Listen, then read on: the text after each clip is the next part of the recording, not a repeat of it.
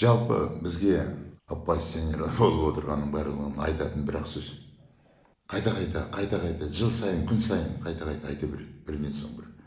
Сондай бір сөз мынау. Әжібек Назбиев деген жазыпты. Сіз қазақты болып жатырсыз деп ойлаймын. Онсыз да қазақ жық болып бөлініп жатыр. Қазір бізге бірлік керек депті. Енді не деміз бұған? Бұл исламның бізге тастайтыны. Тәңіршілер сендер қазақты бөліп жатырсыңдар. Тәңіршілер сендер қазақты бөліп жатырсың. Ислам деген ол баяғыда келген, қазақты қазақ жасаған, қазақтың дүние танымын көкке көтеріп қойған дейді. Бәленбайыншы ғасырда келген. Тарихын білеміз, қай ғасырда келген, кіре алмай қалған, енді кіргізіп жатқанын да білеміз. Дегенменен бір ойды жүгіртіп өтейін. Жақсылап тыңдап ал. Мынау тұрған карта қазақтың мемлекеті. Бұрын бұдан да үлкен болған. Тарыла осындай жағдайға жеттік. Қазіргі тұрған картамыз мынау. Ал мына тұрған арабтардың жері, Сауд Арабиясы. Жаңа көптен тобырлап кітап түсіп жатқан жер. Мына тұрған жерден арабтың жеріне, мына біздің жерімізге дейін 6000 шақырымға жуық жер. Осы түйе. Жақелет дәуірін басынан өткізіп быт-шыт болып жатқан халық, өздерінің есін жия алмай жүрген халық, керекті қазақтарға алтыннан киім киіп жүрген қазақтарға ақыл айта бастайды. Таңғаларлық. Қазақ ол уақытта мынандай киім киіп жүрген. Қара, алтыннан киім киіп жүрген. Қазақ ол уақытта мынандай киімдерді, әукелесі бар. Үстінде қос етек көйлегі бар. Қыздары басында ақ жауығы бар, анау бар.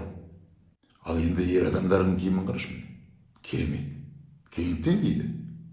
Қазақтың осындай бүтін тұрған жерінде, Тәңір діні арқылы Құдай іздеп жүрген сәтінде, біздің даламызға ақыл айтып, Құдай іздеудің жолын көрсетіп, мыналар кетті. Мыналар, мінекей қойып қояйын. Мына киімді, мына тұрған ұлы дүниетанымды таптау үшін келген. Қазақ бүтін отырған болады. Өзімен өзі тіршілігін жасап, тірлігін жасап, ұрпағына өсиетін, аманатын, мирасын, мұрасын тастап, қызы туса қуанып, ұлы туса қуанып той жасап, шілдехана жасап дүркіретіп, соларды асыл киіндіріп, әдемі киіндіріп, тұрмысқа шығарып, үйлендірдіп, шаңырақ құрып беріп жатқан жерге келеді, мәдениеті өркендеп тұрған ұлтқа келеді, мынандай киім кигізеді. Мынау қазақтың қыздарының киімі болады. Қараш, қандай әдемі. Мынау ма? Бізге алып келген ұлы киімдер, мынау ма? Қаптап қойған. Мынау ма еркектердің киген киім? Мынау ма? Айырмашылық бар ма? Жоқ па? Бөлшектеу осылай басталған. Қазақты быт-шыт қылу осылай басталған. Келдің, қазақтың тілін таптап өттің. Қазақ өмірден озған адамның басында жанын аза салмай қалды. Қазақтың тіліне, қазақтың сөздерін пайдаланып. Бұрын сендерсіз ақ шығарған. Қазақ балаларын бесікке салып, тұсауын кесер кезде міндетті түрде елімізге келіп бізді бүтіндеп қойғандарды шақырып алады. Ма дегізіп. Біз тәңіршілер, шынымен де қасиетті қазақ жүйесін құнттап жүргендер. Қазаққа қайтадан алтын тағанға отыр, өз тіліңді өзің қоралама. Бүтіндел. Кеше сен мемлекетіңді ұжымдық басқарғасың, үштөбе биің болған. Оның билері алқасы болған, датқаларың болған. Датқаларың дат айтқан. Ұлықтарың болған, ұлық болсам кішік бол деп. Қазыларың болған, шешім қабылдайтын. Қайда кетті? Осының бәрін еске түсірейік тағын осыны қайтарайық деп отырмыз. Бүтіндейін деп отырмыз. Біздің даламызға келгендер аулақ жүріңдер деп отырмыз. Егер аулақ кеткің келмесе, Аяз би әліңді біл, құмырсқа жолыңды біл дегендей, өзіңнің жолыңды тапты, тыныш отыр, қазақтың дүние танымына араласпа. Сенсіз де Құдай іздеген ұлт болатынбыз. Құдайды іздеудің жолында өзінің мәдениетін жасаған ұлт болатынбыз. Тіл қатуы амалын ойлап тапқан ұлт болатынбыз. Кәдес, құтыс, Құран жазған ұлт болатынбыз. Ұлы жүйесін ешкімге таптатпаған, қандай жау келсе де қарсы тұрып, быт-шытын шығарып, олардың мемлекетін қиратпай, шекарадан шығарып жіберіп, жылан, басыңа ақ қидым, менің еліме келмеші еді, жерімді таптамашы еді деген ұлт болармыз. Соны еске түсіреміз. Сол жаққа қайтайық, өз тарихымызды өзіміз зерделейік десек, тәңіршілер, сендер қазақты бөлшектеп жатырсыңдар. Бізге ынтымақ керек, бірлік керек дейді. Қазақ қазаққа айту керек, ынтымақ керек, бүтіндік керек деп. Қазаққа шетелден қаңып келген идеология емес. Көрсетіп отырмын ғой міне, Сауд Арабиясынан біздің жерімізге келу үшін 6 мыңға жоқ километр жерді басып өту керек болады. Өзінің ұлы мәдениеті бар болса, алып келіп мынаны алдап айтпау керек. Шекара бұзып келіп отырғанын ол керек. Ал біз, тәңіршілер, шекара бұзғамыз жоқ, өзіміздің қанымыз тамған жерде отырып қазаққа бүтін болыңдар. Өз дүние танымыңды іздеңдер, табыңдар.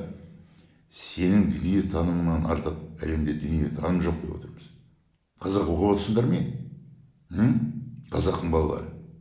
Кеше социализмді басынан өткізгенбіз, олар да шекара бұзып келген идея болады. Қазір демократияны басымыздан өткізіп жатырмыз.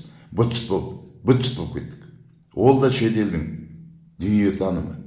Жаңағы осы религиялар мен вераларды кіргізгендердің дүние танымы. Быт-шыт болып отырмыз. Қайыртылып кетуге жақын отырмыз. Ал қазақ өз дүние танымымен қалатын болса, жүрегіңде сабыр орнайды, болмысыңда тыныштық орнайды. Неге десең, барлық дүние таным өзіңе қаныңа сіңген, қасиетке толы, заңдылықтардан тұратын дүние таным. Ақыл айтпа бізге, тәңіршілер, қазақтың ұлтшылдары, қазаққа жөні, жосығы жоқ әңгіме айтып жатсыңдар, бұзып жатырсыңдар деме. Шекара бұзып келген идеяны қорғап отырғандар. Қазақтың баласы. Ұқтың ба? Өзгенікін өліп кетсең де сіңіре алмайсыңдар бізге. Қазақ оянған жоқ, іске кірісіп кеткен. Қазір егеменді мемлекеті бар. Сондықтан былай әңгіме. Біз бөлшектеп отқанымыз жоқ. Біз бүтіндей алмай отырмыз. Жыртығымызды жамай алмай отырмыз. Сендер бөлшектеп отырған. Мынанша бұжынаған мажиттерді салып, ішіне кіргізіп, балаларды, қазақ баласын құртып жатсыңдар. Осындай сөздерді естін деп едіңдер. Бұл жылдың соңы бар ғой. Мен айтып отырмыз. Қысқа ғана дәлелді созбай айтып отырмыз. Отырсың ба? Ал қалғың келсе бұл жерде сабырға келіп, қазақтың дүние танымын тыңда. Осылар не айтып отыр екен деген бізбен сөйлес. Тыныш отыр. Көрінген былжырағаныңды айта бермей.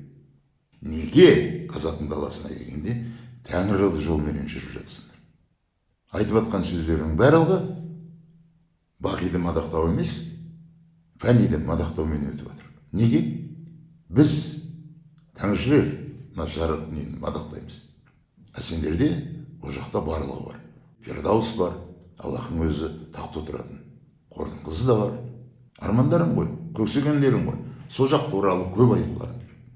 Ал мына жарық дүниеде жылтырағанға еліктей бермей, бізге қалдырыңдар. Мына жарық дүниені таңдап алған қазақ деген ұлтқа, қазақтың тәңірлік дүние танымына қалдырыңдар. Осы жерде қаламыз. Осы жерде өмірге қайтадан қайтып береміз деп отырған бізге қалдырыңдар. Бұл жердегі дүние танымның барлығы. Өтірік мораль айта бермей. Жалықтық мына тұрған мемлекетімізді көрінгенін таптағанына. Мына тұрған туған жер, отан, мекен, тұрағымыз. Ол да ұлық болса екен. Қазақтың үніне толса екен деп отырмыз. Біз бүтіндеп отырған қазақтың дүние танымын айтып. Сондықтан шабалана бермеңдер. Шабалана бермеңдер. Өтіріктен өтірік қазаққа айқайламаңдар. Қазақтың бір азаматтары шықты, тәңіршімін дейді, жершілмін дейді. Қазақтар өз дүние танымына қайт деп айтады екен. Оның барлығы олардың айтып отырғаны қазақты бөлу деген сандырақтарыңды доғарыңдар. Ұқтың ба? Ұқпасаң одан ар. Қазақ өзінің тағына қайта отыратынына кәміл сенем. Сондықтан айтарым былай, қазағым, қазақтың дүние танымын қанымменен, жанымменен, терімменен жазғанмын деп айтатын қазақты күнде көргім келеді. ұлтшыл қазақты күнде көргім келеді. Қазақтың ұлы мекенін, ұлы тұрағын, ұлы отанын бар болмысымен жақсы көретін қазақты күнде көргім келеді. Ал сандалбайлар жайлы ойым бір бөлек. Сау болыңдар.